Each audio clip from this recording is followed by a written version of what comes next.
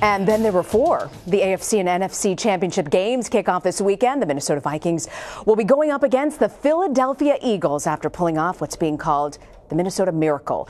The team came back to beat the New Orleans Saints on a last-second 61-yard touchdown pass. In the AFC, it's the perennial powerhouse, the New England Patriots, of course, against the Jacksonville Jaguars. The Patriots are now 9-point favorites against the Jags, but a hand injury to Tom Brady has some questioning whether New England will be a full strength. CBS Sports writer and the host of Reiter Than You, Bill Reiter, is here to give us a preview of this weekend's games. So Tom Brady holds a press conference, shows up, and doesn't say much about the hand injury. Yeah, his answer was very loquacious. I'm not going to talk about the most important thing in the room. I'm not going to talk about my hand. And he actually, Rena, hid his hand in a glove behind the podium the entire time. Total mystery on the Tom Brady supposed injury. I actually want to play you a bite from that press conference, Bill. How's your hand? Not talking about it. Thumbs up or thumbs down for Sunday? We'll see.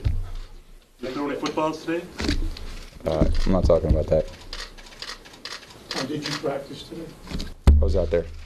For the whole practice? Yeah. How was practice? It was fun. Come on, is this a legit injury or is this like a mind game, Bill? What's going on here? I don't know, and you could see his smirk. He knows he should be talking about it. Bill Belichick pulls this on a regular basis, plays these mind games, makes sure that the opposing team is studying tape on the backup quarterback, in this case, Brian Hoyer. But here's the thing, the folks in Vegas who do this for a living, who try to find the information, actually gamble accordingly. In Vegas, at least, there's a growing sense that this may be real, and if it is, it's obviously very, very bad news for the Patriots. So last weekend, you didn't give the Titans a chance against the Patriots. What do you think about Jacksonville? I actually, you know what? I'm getting crazy this week. I was in the Jacksonville train last week. I'm staying there. Even before the injury, I think this is a Jacksonville team that is built to beat the Patriots. A lot of my colleagues who played in the league and who coach in the league think I've lost my mind. I think that pass rush for the Jags, I think that running game, and the possibility Blake Bortles can be just not awful, just be sort of half decent like it was last week. I kind of like Jacksonville against New England before the possible injury. If it's a real injury, I feel real good about that pick. Wow. Yeah. I did not expect you to say that, Getting Bill. edgy. You're getting edgy today. I like that. I want to move on and ask you about Philadelphia and Minnesota. Philadelphia was a better seed. But what about Minnesota? What do you see here? Yeah, this is going to be, I think, a great football game. The Eagles are again underdogs at home because their star quarterback Carson Wentz out for the year.